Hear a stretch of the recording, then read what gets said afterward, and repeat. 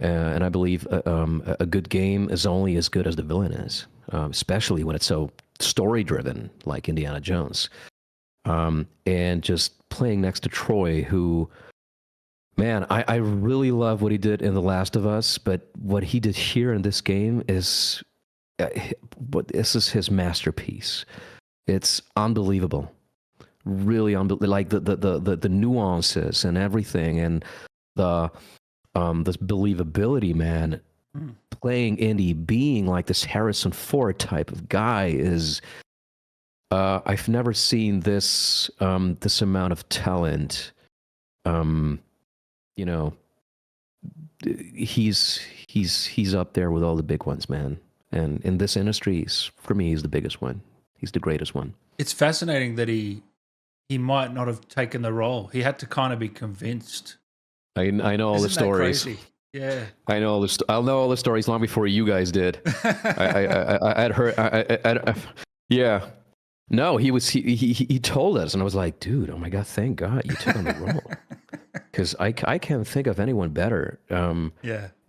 Not even Harrison Ford, because he's like in his 80s or something now, right? But I mean, what Troy did is just huge. I know no other words for it. I know this sounds a bit cliche, but did you ever feel like you were playing against Harrison Ford? No, not really. Yeah. No. I was no, for me it was, as I said, it's something very personal. And of course I'm walking and talking as Voss on set, and Troy's walking and talking as Harrison or as Indiana Jones.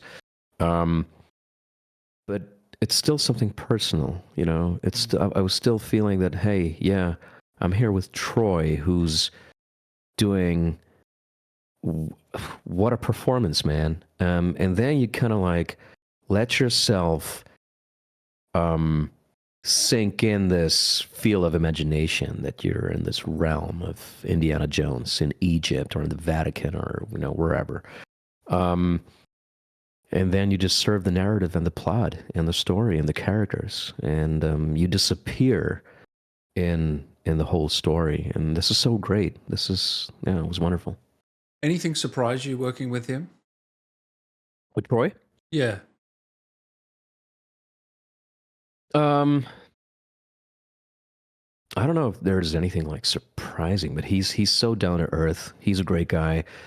Lucky to call him a friend now. And we have a lot of things in common, like besides work, and it's cool. And we every time we get to talk and see each other. Sometimes, you know, it's always fun. Yeah, maybe what surprised me was after we had the first table read with the whole, you know, cast and you know, the executives and the devs and everything, where they presented us, you know, the concept of the game.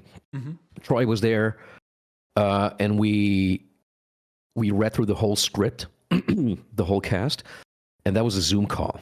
And then we met for the first time in Stockholm for the first day of shoot.